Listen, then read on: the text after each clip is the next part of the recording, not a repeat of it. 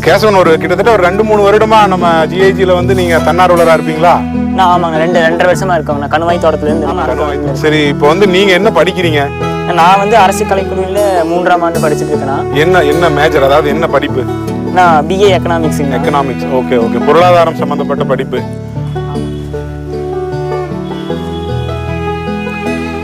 விவசாயத்தை விரும்பக்கூடிய அன்பு நண்பர்கள் அனைவருக்கும் கோ இந்தியா கிரீன் சேனலில் இருந்து உங்கள் தீபின் அன்பான வணக்கங்கள். இன்றைக்கு நான் இருக்கிற இடம் பார்த்தீங்கன்னா, நம்ம ஏற்கனவே பாக்கு மரங்களை பற்றியும் தென்னை மரங்களோட அவல நிலையை பற்றியும் போட்ட அதே தோட்டம் தான். இது கோவை மாநகரத்துக்கும் கேரளாவுக்கும் நடுவில் இருக்கக்கூடிய ஒரு தோட்டம். இந்த தோட்டத்தில் நம்ம ஏற்கனவே கொண்டு வந்து வைத்த பாக்கு மரங்களை நடவு செய்யக்கூடிய வேலை நடந்துக்கிட்டு இருக்கு. வெறும் பாக்கு மரங்களை நடவு செய்கிற காட்சிகளை மட்டும் உங்களுக்கு காண்பிக்காமல் இதோட கூடிய சில கருத்துக்களை இந்த காணொலி வாயிலாக உங்களோட பகிர்ந்துக்கணும்னு நான் நினச்சேன். அதோட வெளிப்பாடு தான் இந்த காணொலி. நம்ம ஏற்கனவே தருமபுரி தோட்டத்தில் கல்லூரி மாணவர்களை வச்சு கிட்டத்தட்ட 5000 மரக்கன்றுகளை நட்டோம். அதோட காணொலி ஏற்கனவே நம்ம சேனலில் வந்திருக்கு. அதை பார்க்காத நண்பர்கள் லிங்க் டிஸ்கிரிப்ஷனில் இருக்குது, அதை போய் பார்த்துட்டு வந்துருங்க. இந்த காணொலியில் நான் இதை பற்றி ஏன் தெளிவாக சொல்லணும்னு நினைக்கிறேன் அப்படின்னா, பொதுவாக விவசாயம் நம்ம சமுதாயத்திலிருந்து தொடர்ந்து விளக்கப்பட்டுக்கிட்டு வந்துக்கிட்டே இருக்குது. அதற்கான காரணம் என்னன்னு விவசாயம் செய்யும் நண்பர்களிடம் நீங்கள் போய் கேட்டிங்கன்னா அவர்கள் உடனே சொல்லக்கூடிய பதில் என்னென்னா, என்னங்க பண்ணுறது, இப்போல்லாம் ஆட்கள் கிடைக்கிறதே இல்லை அப்படின்னு தான். சரி, ஆட்கள் கிடைக்காதப்போ அந்த காலத்தில் நம்ம பாட்டனும் பூட்டனும் விவசாயம் செய்த காலத்தில் அவர்கள் எப்படி விவசாயம் செய்திருப்பாங்கன்னு நினைக்கிறீங்க? கொஞ்சம் கற்பனை செஞ்சு பார்த்தா அந்த காலத்தில் விவசாயத்திற்குன்னு தனியாக ஆட்கள்லாம் யாருமே இல்லை. நான் சொல்கிறது வந்து சில நூற்றாண்டுகளுக்கு முன்னாடி வரைக்கும் சொல்கிறேன். அப்போது இந்த தோட்டத்துக்காரருக்கு பக்கத்து தோட்டத்துக்காரர் வந்து உதவி செய்வாங்க, பக்கத்து தோட்டத்துக்காரருக்கு எதிர் தோட்டத்துக்காரர் போய் உதவி செய்வாங்க. இந்த மாதிரி ஒரு குழுமமாக சேர்ந்து அவர்களுடைய வேலைகளை அவர்களே பங்கிட்டு கொண்டார்கள். விதைக்கிறதா இருந்தாலும் சரி, விளைச்சலுக்கு பின்னர் அறுக்கிறதா இருந்தாலும் சரி, எல்லா வேலைகளையும் பங்கிட்டு விளைச்சலையும் பங்கிட்டு கொண்டு வாழ்ந்த ஒரு உன்னதமான வாழ்க்கை முறை அந்த காலத்தில் நிலவி வந்துச்சு. எங்கள் கோ இந்தியா கிரீன் சேனலில் தொடர்ந்து விவசாயம் வளர்ந்து வரணும் அப்படிங்கிறத வலியுறுத்திக்கிட்டே வந்துக்கிட்டு இருக்கோம். இதை வலியுறுத்தினால் மட்டும் போதாது, இதை எப்படி செய்யணும்னு நாங்கள் உங்களுக்கு சொல்லித்தரணும் இல்லையா? அதற்கான ஒரு வெளிப்பாடாக இந்த காணொலி இருக்க போது. தொடர்ந்து இந்த காணொலியை பார்த்துக்கிட்டே இருங்க. இந்த காணொலியில் மரம் நடவு சம்பந்தப்பட்ட விளக்கங்கள் எதுவும் கொடுக்க போகிறதில்ல. ஏன்னா அதை ஏற்கனவே நிறைய காணொலி வாயிலாக நான் உங்களோட பகிர்ந்துக்கிட்டு இருக்கேன். அதற்கு பதிலாக விவசாயம் செழிக்கணும்னா வேலையாட்களை மட்டும் நம்பி இருக்கக்கூடாது, தன்னார்வலர்களோட உதவியும் நமக்கு தேவை அப்படிங்கிறத, அதோட முக்கியத்துவத்தை பற்றி இந்த காணொலியில் நம்ம பார்க்க போகிறோம். தொடர்ந்து இந்த காணொலியை பாருங்கள்.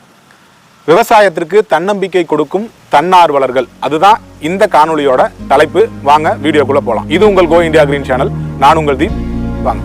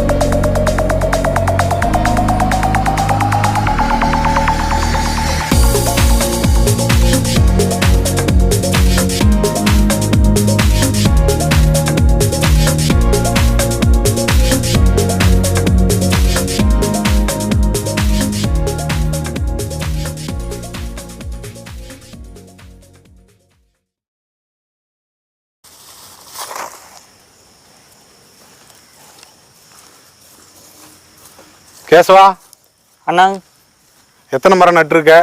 நான் இன்னைக்கு ஒரு 570 நட்டிருக்கோங்கண்ணா. 570, அதாவது மழை வந்ததுனால கொஞ்சம் கம்மியாயிடுச்சு இல்லையா?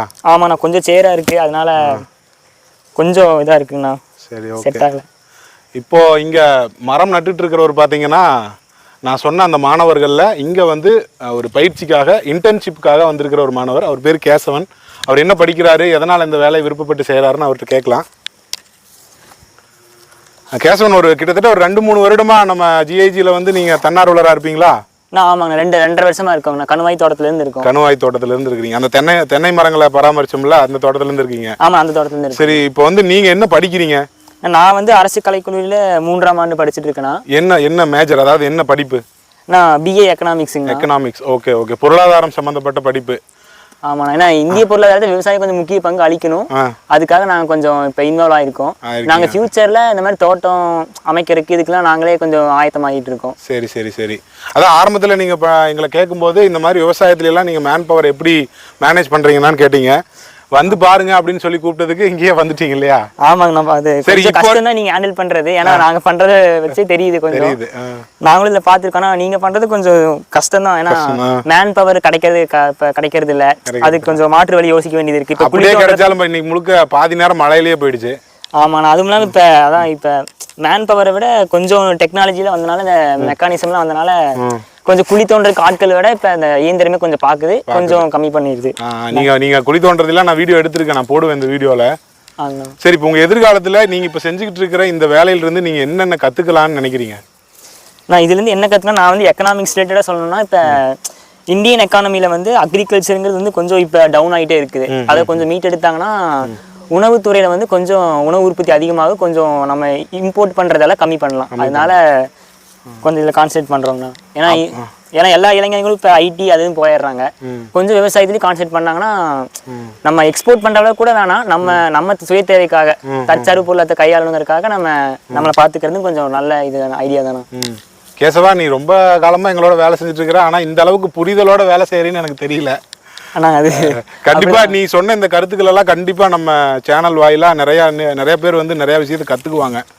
அப்ப வந்து ஒரு பொருளாதார ரீதியா நாட்டை முன்னேற்றணும்னா கண்டிப்பா விவசாயத்துறையினால மட்டும்தான் முடியும் இல்லையா? ஆமாண்ணா, எக்ஸாம்பிள் இப்ப ஸ்ரீலங்கா கூட அத்தியாவசிய பொருட்களுக்கு விலை உயர்வு ஏற்பட்டு கொஞ்சம் பொருளாதார நெருக்கடி ஏற்பட்டுச்சு. அப்புறம் அது நிறைய சிக்கலாகி அதுக்கப்புறம் இப்பதான் கொஞ்சம் ஓரளவுக்கு இதை ரெடியா இருக்காங்க. நமக்கு அதனால வரக்கூடாதுன்னா நம்ம முன்கூட்டி அந்த மாதிரி இறங்கிடணும். கவர்மெண்ட் வந்து இதே ஒரு ஸ்கீமா கொண்டு வந்தா கூட மாணவர் கத்துக்கிட்ட மாதிரியும் இருக்கும், அது போக நம்ம நாட்டையும் கொஞ்சம் வளமைப்படுத்தின மாதிரி இருக்குங்கண்ணா. சரி, ரொம்ப மகிழ்ச்சி. இந்த அளவுக்கு நிறைய கருத்துக்களை நம்ம நேயர்களோட பகிர்ந்துகிட்டு இருக்கீங்க. இதுக்கப்புறம் கோ இந்தியா கிரீன்ல ஃப்ரெஷர்ஸ் யாராவது ஸ்டூடெண்ட்ஸ் இன்டர்ன்ஷிப்புக்காக வந்தா நீங்க நிறைய வேலையை நிறைய வருடங்களை எங்களோட செஞ்சுக்கிட்டு இருக்கீங்க, அவர்களுக்கு நீங்க பயிற்சி கொடுப்பீங்களா?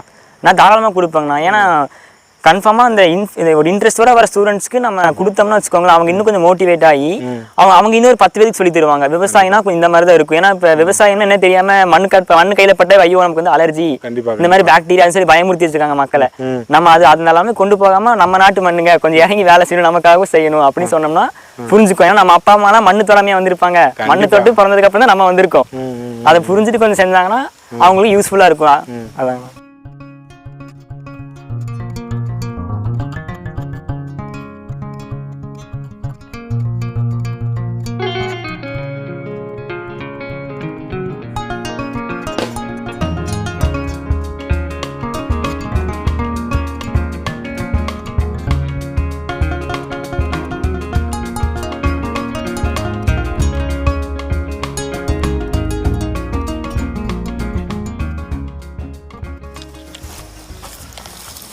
கேசவா, அப்புறம் இன்னொரு விஷயம், உன் வயசுல இருக்கிற மாணவர்கள் எல்லாருமே நல்லா படிச்சு நல்ல ஒரு வேலைக்கு போய் நிறைய காசு பணம் சம்பாரிச்சு காரு வீடுன்னு செட்டில் ஆகணும்னு நினைக்கிறாங்க.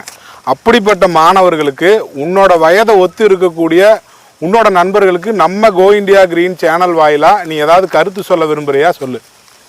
நான் இப்போ பசிக்கு மருந்து உணவு, உணவுக்கு வழி உழவு, இந்த கருத்தை வந்து வீடியோ பார்த்துட்டு இருக்க நீங்களா இருந்தாலும் சரி, இல்லை வீடியோ போட்டிருக்க நாங்களா இருந்தாலும் சரி ஏற்றுக்கிட்டு தான். அவன் ஏற்றுக்காத மனுஷங்க இந்த பூமியில் வாழவே முடியாது.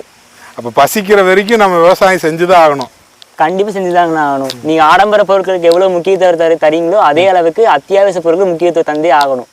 இல்லைன்னா அடுத்து 3ஆம் உலக போருக்கு வாய்ப்புகள் உண்டு அதிகப்படியாக. அருமையான கருத்து.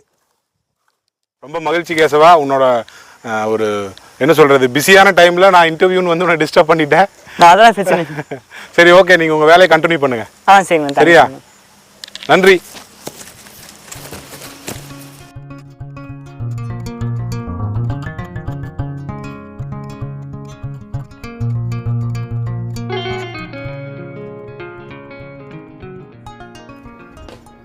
பல்வேறு வகையான காலநிலையிலையும் சூழல்லையும் நிலத்திற்கு ஏற்றாற்போல தாவரங்களையும் விலங்கினங்களையும் வளர்ப்பதற்கு ஏற்புடைய எல்லா வேலைகளையும், ஒரு விவசாய பண்ணைக்கு தேவையான எல்லா ஏற்பாடுகளையும் நம்ம கோ இந்தியா கிரீன் நிறுவனம் பல வருடங்களாக செய்து கொடுத்துக்கிட்டு வந்துக்கிட்டே இருக்கோம். இந்த காணொளி ஒரு சிறப்பு வாய்ந்த காணொளியாக நான் உணர்றேன். அதற்கான காரணம், கல்லூரி மாணவர்கள் நம்ம கோ இந்தியா கிரீன் நிறுவனத்தில் தன்னார்வலர்களாக வந்து சேர்ந்து விவசாயம்னு சும்மா பேச்சில் இல்லாமல் விவசாயத்தில் என்னதான் செய்கிறோம் அப்படின்னு சொல்லி வேலையை செய்து பார்த்துடலான்னு இறங்குற இந்த செயல்பாடுகளை எல்லாம் பார்க்கும்போது நம்மாழ்வார் சொன்னது தான் எனக்கு ஞாபகத்துக்கு வருது. நீ எதிர்பார்க்கிற மாற்றத்தை நோக்கி ஒரே ஒரு அடியை எடுத்து வை. ஒட்டுமொத்தமாக ஒரே நாளில் எல்லாமே மாறிடாது. ஒரு அடியை எடுத்து வை, மற்றதெல்லாவற்றையும் இயற்கை பார்த்துக்கணும்னு சொல்லிக்கிட்டே இருப்பார். இந்த மாணவர்கள் வந்து விவசாய வேலைகளை செய்வதை அந்த ஒரே அடி, அந்த முதல் அடியாக நான் பார்க்குறேன். இந்த முதல் அடி முழுமையான மாற்றத்தை நம்ம சமுதாயத்திற்குள் கொண்டு வரும். கல்லூரி மாணவர்கள் அனைவரும் விவசாயத்தை பற்றி தெரிந்து கொண்டு விவசாயத்தை செய்ய ஆரம்பித்து விட்டால் கண்டிப்பாக இந்த விவசாயம் பணம் போட்டு பணம் சம்பாதிக்கும் தொழிலாக மட்டும் இல்லாமல் நம்ம சமுதாயத்தை காக்கக்கூடிய ஒரு மிகப்பெரிய சக்தியாக மாறும். விவசாயம் என்பது ஒரு தவம், விவசாயம் செய்வதென்பது ஒரு வரம். அந்த வரம் இந்த மாணவர்களுக்கு கிடைத்தது போலவே இந்த காணொளியை பார்த்து கொண்டிருக்கிற எல்லா நண்பர்களுக்கும் கண்டிப்பாக கிடைக்கணும்னு இறையை வேண்டி இந்த காணொளியை இதோட முடிக்கிறேன். மீண்டும் அடுத்த காணொளியில் சந்திக்கிறேன். இது உங்கள் கோ இந்தியா கிரீன் சேனல். நான் உங்கள் தீப். அடுத்த காணொளியில் சந்திக்கலாம்.